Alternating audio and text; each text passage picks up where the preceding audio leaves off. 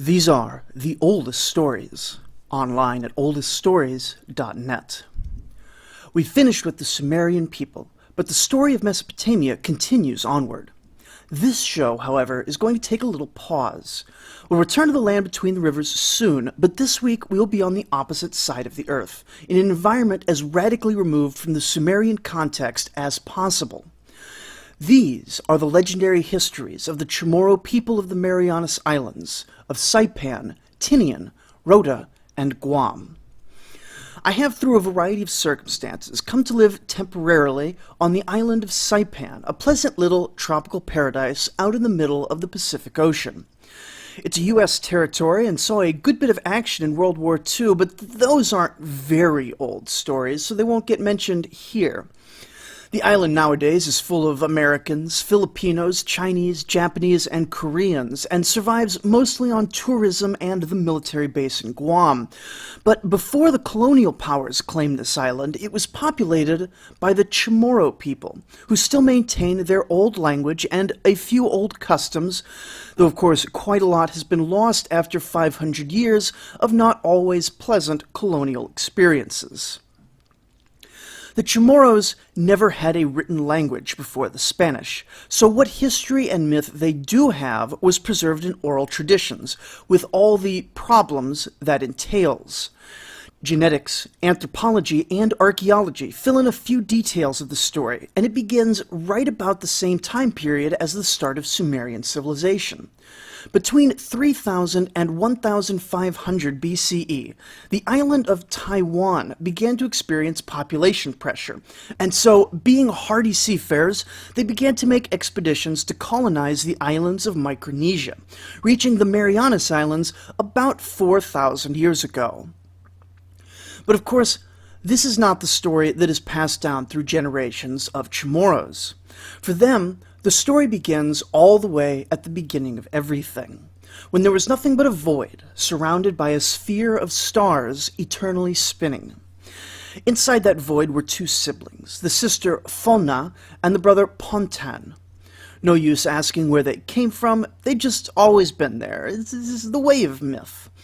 These two primordial people had tremendous power split between them, but they were mostly just content to sit with each other in the void and watch the celestial sphere spin about them. And commendably, unlike most myths that feature a primordial man and woman, there is no incest anywhere in this story, putting them morally well above biblical myth and even parts of Sumerian myth. Anyway, things went on like this for an unknowable length of time, until one day Pontan called to his sister and informed her that his death was approaching. She was understandably upset, but Pontan explained that he wanted her to have his half of the powers of creation. So he handed them over, then lay weak and sick in her arms until he died. Fona was very sad, but she didn't want her brother to go unremembered, so she reverently and ritually tore up his body. This is less shocking than it would seem to us today. The museum in Saipan has many examples of fishing spears and other useful tools made from the bones of the dead. In an environment with very few resources, human bone was simply too valuable to bury, and tools made from the pieces of a dead ancestor would be imbued with their spirit, so whenever you went fishing, grandfather would come too and presumably help out. But Fona didn't just make a fishing spear from her brother's body. She ended up making the whole world. His belly became the land, and his breast became the sky. His eyes became the sun and moon, and his eyebrows became rainbows. I find this to be an interesting list, since this is what I have seen repeated in multiple versions of the story. Are these the body parts and features of the world that are most important to the Chamorro, or are they just the easiest to remember over generations of telling the story? Compare this to one of many other similar myths worldwide in which a person is cut up to become the raw materials of the earth, such as the Norse myth of cutting up the giant Ymir, or, as we'll see next episode, the cutting up of the Apsu god to become a giant temple. In the Chamorro legend, the body is given willingly and cut up reverentially, suggesting a far more giving communitarian culture than the Norse Vikings. Shocking, I know. But on the other hand, both are boat people, and both have similar creation myths. Maybe a coincidence, but I find that while myth alone is a valuable window into a culture, comparative myth is where you start to find very interesting questions, though not always ones that have satisfying answers. In any case, Fona creates the world from her brother's body, then lands at a particular location called Foha Rock on the island of Guam. I was actually there recently and will post my picture of the rock on the show notes today. She sat on the rocks of the world and realized that it was still desolate, and she was crushed by loneliness. In her sadness, she began to cry, and her tears filled all the oceans and rivers of the earth. But then she remembered that she has the full powers of creation. In fact, Chamorro society is matriarchal, specifically because women have the creative power inherited from the first world mother, Fona. From this spot on Earth, all life arose. Fona, in some versions, is said to have been the first queen of humanity and the Chamorro people, and in other versions, she is simply the venerable first ancestor, dying shortly after this great act of creation. People then built the first ships and sailed off from Guam to people the whole world. But that part isn't very important in the myths of the Chamorro themselves. They were certainly aware of other places, definitely other Micronesian islands, and possibly also the Philippines from occasional trade, but they were also quite isolated, and it was relatively rare for a person to leave another island. Their own islands had enough to survive on, and were big enough for a decent population, so there seems to have been little cause to worry much about other islands. The islands allowed quite a lot of fruits and roots to grow with minimal effort, and the Marianas represented the easternmost extent of Asian rice farming, though it seems to have been less extensive than in other Asian places. The coconut may have floated to the islands on its own, but all the other pre-colonial crops were brought over from other places in Micronesia, those great island trade routes that were made famous in the film Moana. And in fact, the physical way of life was not all that different here from anywhere else in the islands, again, as depicted in the film Moana, at least in very general terms, that is. It's still a Disney movie, not a history film. But for the Chamorros, these first people were not like you and I. They were giants, named the Tautomona, stronger, wiser, and more magical. And when they died, they would often become lost on their way to the underworld. Well, maybe not often, but like often enough for stories. You don't make stories about people who died peacefully in their sleep after a long and boring life. Anyway, if they were not properly guided and appeased, they could become vengeful or trickster spirits. But for the most part, they just lived as people, if much stronger people than normal. One tale from this early time explains how the island of Guam, also called Guahan, got its peculiar shape. Geologists will tell you that the island experienced two distinct periods of volcanism over the ages, first around the southern part of the island, then around the northern part of the island, and in fact that core of geological activity would move northwards over the millennia to create all the Marianas Islands. But oral tradition is not geology. This tale begins in the mists of long ago, on the island of Guam. There were many villages in Guam, and day-to-day life appears to have changed very little even over the course of thousands of years. There was a shift around 500 BCE, then again around 500 CE, known from archaeological changes in settlement patterns and pottery. But the general expectation was that you did more or less the same sort of things every day. And so imagine the surprise when fishermen from the village of Hagatna realized that the bay they were fishing on became a bit larger every day. And at the same time, on the opposite side of the island, in the village of Pago, the fishermen noticed that their coastline, too, was receding very slowly. At first, the fishermen gossiped among themselves, no one really wanting to be the first to say it for fear of being wrong, but eventually they all agreed it was happening. Then it became gossip around the village, and from there it began to spread around the island. Eventually, the people of Agatna realized that the people of Pago were having the same problems as they were, and then people really started to become alarmed. The whole island put their heads together and realized at this rate the island of Guam would be split in two. But since no one knew what the cause was, even the extra-wise Tautamona were at a loss for what to do, and they all went back to their villages. But then, a fisherman from Pago was out extra early, and he spotted the biggest fish that he'd ever seen. The waters out here are very clear, and in good conditions you can see all the way to the bottom, even very deep. The fisherman brought his boat closer, hoping to catch the giant beast, but as he was about to throw his spear, he realized that the fish was eating the land itself. And this was the thing causing the island to be eaten away. This revelation caused him to hesitate, and in that brief moment the fish realized it was being hunted and ran away, or swam away, rather. The fisherman ran back to his village to tell everyone, and quickly word spread throughout the island of this land-eating fish.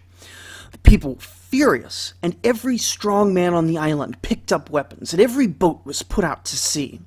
The men circled the islands, inspecting the reefs and the bays, and even going out into the deep ocean, diving into the place where the land falls away and there's just endless depths. We are, remember, very close to the Marianas Trench. But for all their searching, they returned home that evening empty-handed. But they didn't give up. They returned the next day, and the day after that, because on one hand, this was a crisis, and on the other hand, it was probably the most exciting thing that had happened on the island in generations. And so for weeks, the men of Guam searched for the land-eating fish, never catching more than a glimpse before it swam away. Meanwhile, the most beautiful women of the upper caste bathed each day in a spring right by Agatna Bay. They would frolic naked and wash their hair with lemon peels to smell nice. It was agreed by all the men to be the sexiest place on Guam. And note here that we already have indications that this story either changed over time or, in fact, is not as ancient as it claims to be, since lemons don't appear to have been present on the island until after colonization. But likely the attractive young maidens were using some other pleasant-smelling fruit or flower, since the islands have plenty of options in that regard. In any case, one day a maiden had walked across the island to see all the excitement in Pago Bay, when she noticed lemon peels in the water, or whatever it was they were using at the time as perfume. The young woman realized that the fish must have eaten a tunnel under the island from Agatna to Pago, and so instead of telling the hunting party, she instead shared it as gossip with the sexy bathing circle. All the young women thought this was great, since it meant that the fish was hiding somewhere near their bathing spring. So they wove a net from their own hair, and being Tautamona, their hair had magic powers, so the net was magically strong. They then proceeded to sing and stand about seductively. Then, after a bit of all this, the fish swam out of a hidden cave right next to the bathing pool. It seems the women were so attractive that the land-eating fish had been peeping on them in his spare time. But once the fish had shown itself, the women dropped their hairnet and held it in place. When the men came home that evening empty-handed again, the women showed off their catch and had the men haul it in for them, acting very smug the whole time. And why shouldn't they? For they had saved the island of Guam, though the bitten-off part never did grow back, and you can still see it in the shape of the island today. There are other just-so stories explaining various other natural phenomena, some of which are rather short and uninteresting, likely meant as nothing but good-faith explanations for various things in the world. But one explaining mosquitoes is of particular interest because it shows us a fair bit about Chamorro cultural practices, and it shows us that even these people living out on the most isolated island for 4,000 years still think and feel basically the same as everywhere else.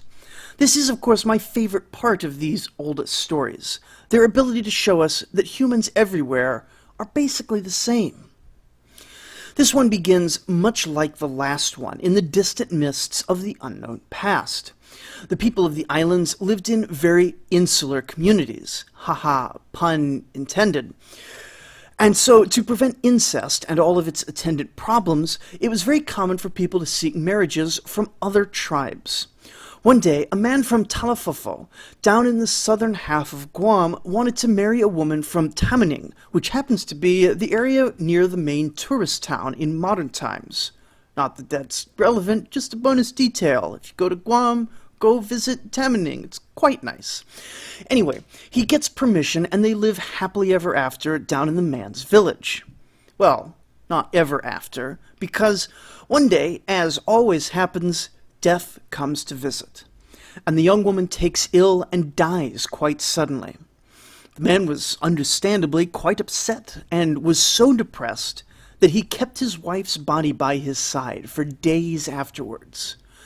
All the people in the village told him that he needed to bury his wife, but he refused, weeping endlessly for days and days. Eventually, he built a raft from a dokdok tree and put his wife's body on it. Everyone was relieved that he was starting to see sense, except that here too he hesitated and couldn't bring himself to leave the raft. And so when the tide went out, it pulled the raft with both of them still on it. He still loved his wife so much that even though she stank of week-old corpse, he barely noticed this. One evening, around dusk, a tautaumana appeared before him. Now, this is what they call the most ancient of ancestors, but it is also the word for what we would basically call a ghost or spirit of the ancestors. That said, not all of them are friendly, and this one is sketchy as heck, whispering to the young man that there was a way to restore his wife back to life. The young man was beyond caution, however, and eagerly agreed to whatever the restless spirit required. The tautaumana requested that the man make pin out of bamboo, which was easy enough to make. They would have had lots of bamboo on the boat just as tools and stuff, and soon enough handed it over to the spirit. The spirit used the pin to prick the young man's hand, and a drop of blood came out, falling on the dead wife's skin. Where it fell, the color of life restored to her, and slowly began to spread until her entire body regained its healthy complexion. Slowly his wife sat up in the raft, as healthy as ever, and the man was overjoyed. They held each other for a while, but then the man insisted that they celebrate. All they had, however, was the fish the man had managed to catch while out on the raft, and for a proper party, you need fruit. So he swam back to shore to collect fruit. But when he returned, he saw his wife on the raft with another man. It was the returned form of the tautaumana. The two of them let out the sails and sailed away from the island to be lovers at sea.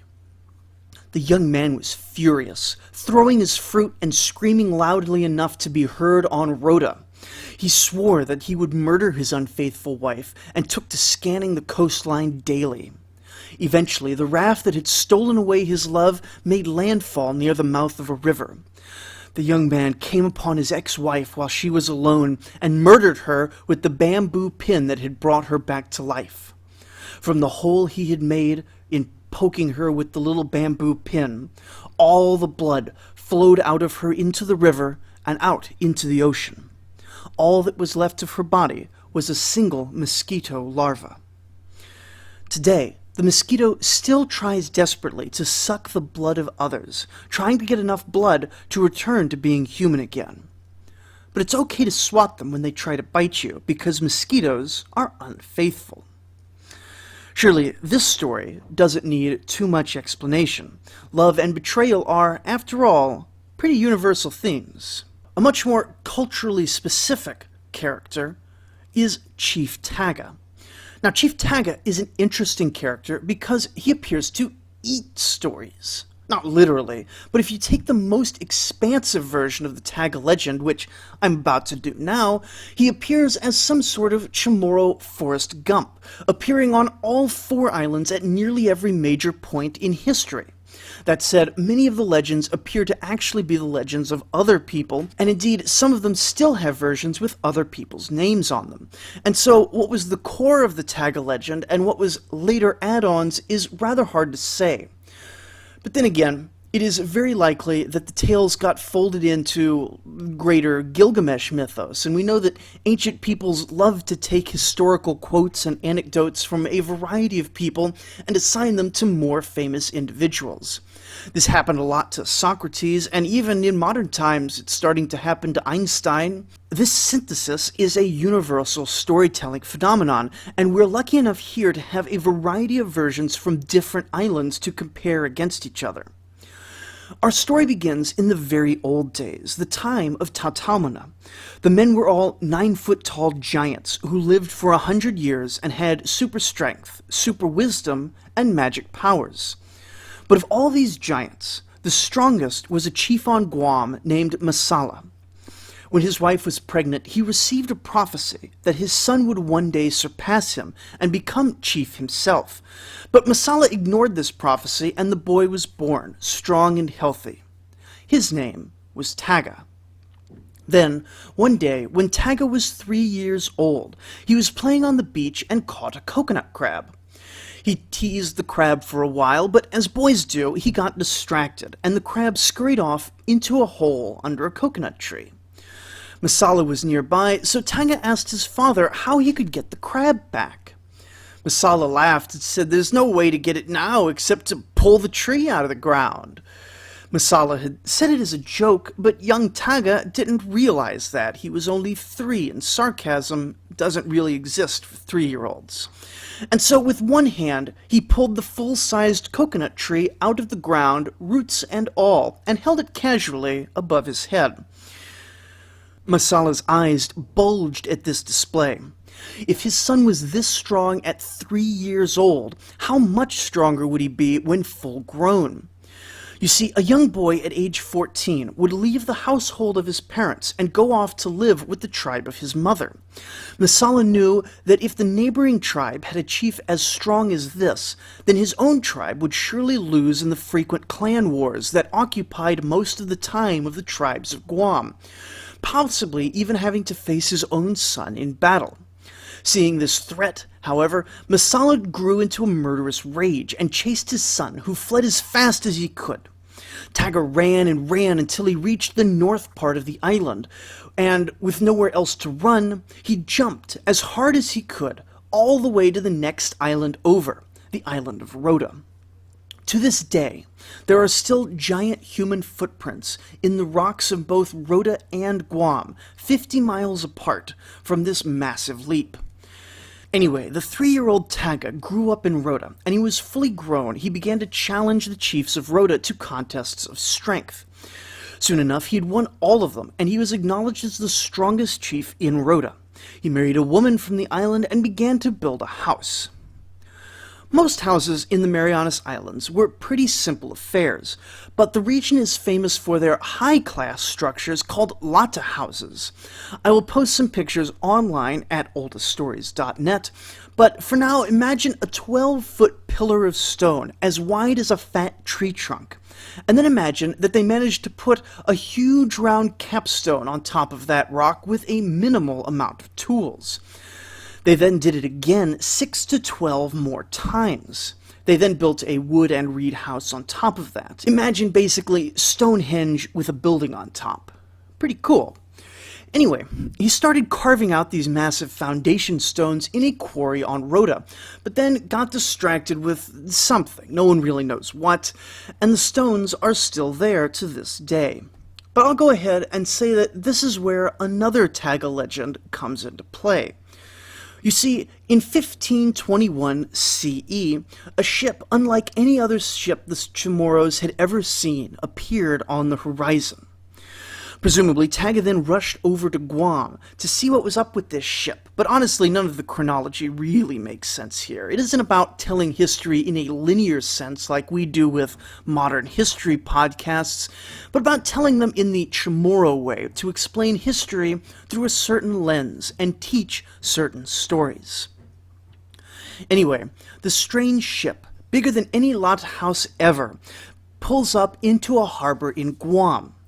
The chiefs of Guam had intended to block the harbor and keep the ship out with a giant boulder, but all the mighty warriors scoffed and had said this was work even a child could do, so they assigned it to a little 4-year-old and a 3-year-old. The 4-year-old was, of course, able to move the mighty rock. These are the giant Tautaumona back then anyway. But he got distracted while moving it, and played around and forgot his responsibility because he was just a child. And the ship was ultimately able to arrive. When it did, the Chamorros saw strange foreigners, but they also recognized the symptoms of advanced starvation from being out at sea way too long. This was Magellan's expedition around the world, and Guam was the first land they had seen since leaving Mexico. They were badly in need of supplies, and so when the Chamorros, who well understood how hard it could be to travel the open ocean, began to bring fruits and vegetables out to the anchored Spanish ship, they accepted the offered goods joyously. But of course, neither spoke the other language, and so Taga and the Chamorros waited patiently for the starving Spaniards to make their offer for what they would pay for the goods they were already eaten. This was, of course, very common practice since trade was not uncommon at all between the various Micronesian islands, and the languages were not always mutually intelligible. Since no offer was made, the Chamorros decided that they would simply walk around the Spanish ship and take things that they thought appropriate as payment. The Spanish throughout history were very happy to take other people's things, but not so happy when their own things were taken. And so it wasn't long before a Spanish sailor slapped one of the Chamorros, starting a fist fight on the deck of the ship. Seeing that his underfed men were likely to be overwhelmed in a straight fight with these healthy and numerous giants, Captain Magellan ordered the cannons be fired. The shock of cannon fire, more than anything else, frightened the Chamorros, and they fled back to shore. That night, after the Chamorros had gone to bed following an inconclusive tribal meeting about what should be done, the Spanish snuck onto shore and burned the village in the middle of the night, killing 7 Chamorros and wounding many others, destroying the village completely. They then retreated and set sail, pursued by angry Chamorro boats for miles. But eventually Magellan's ship outpaced the Chamorro ships, and the Chamorros were forced to abandon the chase. Magellan would come to call Guam the Island of Thieves in his record, and then managed to get himself murdered trying to pull the same nonsense over in the Philippines. Taga, and by mythological extension the Chamorros as a whole, would learn to be on the lookout for conquistadors in the future. But more importantly, it was with the arrival of these strange foreigners that the magic of the island flees, and the Chamorro people become weak like normal humans. No longer will these Tautaumona be born. The loss of magic, the interbreeding, the disease, based on whose interpretation you accept, will shrink them down to their current mere mortal stature. Taga did not want to return home after this. He decided that Rota was too small for him, and so he took his family and abandoned his unfinished house and sailed to Tinian. There he fought with new chiefs and took over the island again. Once he becomes chief, he settles down permanently and builds the House of Taga, the ruins of which are still visible in Tinian. It is the biggest of the Lata houses, with 12 foundation stones, each 15 foot high. Absolutely massive, and probably built by Taga himself single-handedly, as is the way with these stories. Then, in another story that has multiple versions, including ones with different characters, so likely a story subsumed by the Taga legend, there's a story of Taga's brother arriving in Tinian, having heard of the mighty chief's strength. Taga's brother wished to challenge Taga, but when he arrived on the island, Taga wanted to get a sense of his competitor first. Remember, he'd been separated from his family his entire life. So when Taga's brother landed and announced himself, Taga pretended to be a lowly farmer, and promised to take the challenger to Taga soon. But first, he said, "Let's enjoy a refreshing coconut." The brother agreed, and with a single chop, Taga hit the coconut tree, and the coconut fell into his hand. Then with his two bare hands, he casually ripped the coconut in half and offered one half to his brother. The brother took one look at this coconut and realized that if a random farmer on Tinian can do that, how much stronger must the chief of the island be? The brother took back his challenge and walked back to his canoe. But now that Taga had intimidated the challenger, he definitely wanted to fight, because he knew he'd win. So he revealed himself, and then the brother couldn't back down after that. And so they agreed to a specific challenge. They would both get in the same canoe and paddle in opposite directions, and whichever way the boat went was the stronger man. Each agreed and paddled out to the ocean together. Then they started, facing back to back, and Taga and his challenger both began paddling so hard that tsunamis flooded both Tinian and Rhoda. They pushed so much water against each other that the water level fell in a bowl around them, and they were nearly on the seafloor. And finally, each was paddling so hard, but the boat couldn't move in either direction, that the boat split clean in half, launching each man in opposite directions. They decided to call it a draw, and each retreated to his respective island. There are more adventures attributed to Taga, like how during the actual historic wreck of the Nuestra Señora de la Concepción in 1621, a Spanish treasure galleon wrecked on its way from Acapulco to Manila. Some legends say that Taga would lead the charge against the Spanish sailors in vengeance for the many Spanish evils that had already happened and would continue to happen in the future, while other legends say that he had a heart of charity and rescued the drowning sailors, bringing them to his house. In this version, after treating their wounds, he fell asleep and had a dream where he saw a woman and a baby. When he told this to the Spaniards, they told him that he had received a vision of Mary and Jesus, and Taga became the first Christian Chamorro. Of course, it's more likely that he was having post-traumatic flashbacks to his dead wife and child.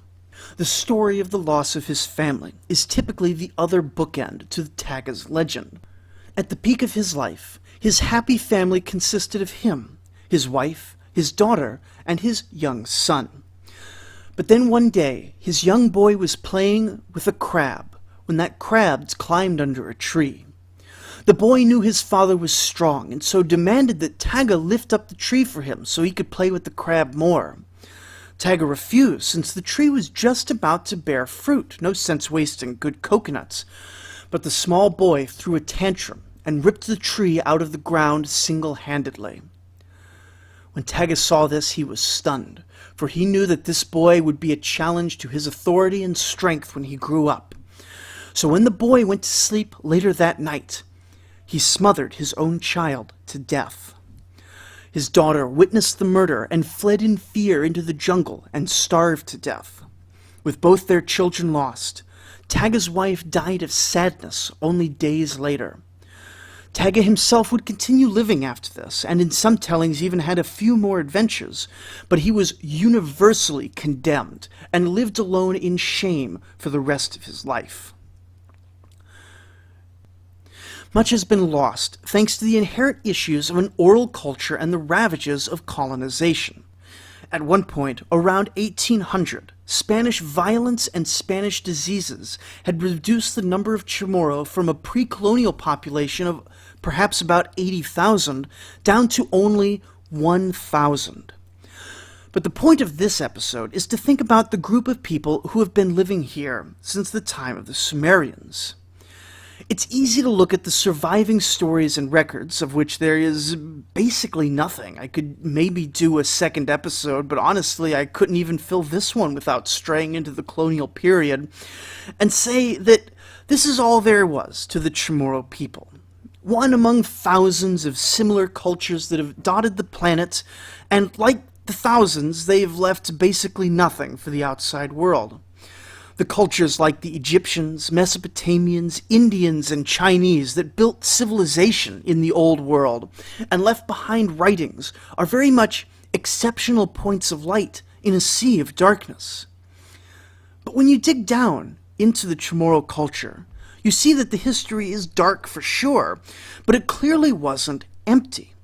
These people were people, just like any others, in any other time or place on Earth. And if far more of their stories have perished through time than survive, then all it means is that they lacked the materials and technology to make them last. If we broaden our focus even more, how many hundreds of civilizations had intellectual cultures just as rich as the Sumerians, but didn't have the ability to preserve them through time?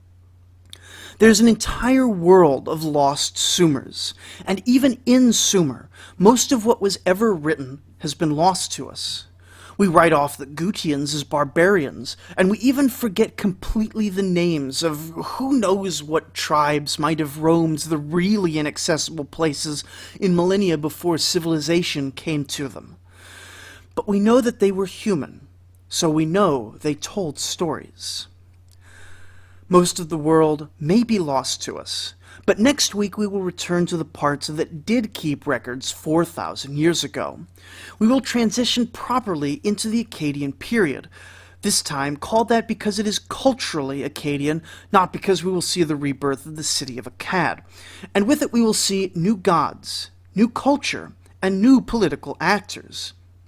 So join me next time as we begin this changing of the guard with a change in the very heavens, with the Enuma Elish and its war in heaven. Thank you for listening.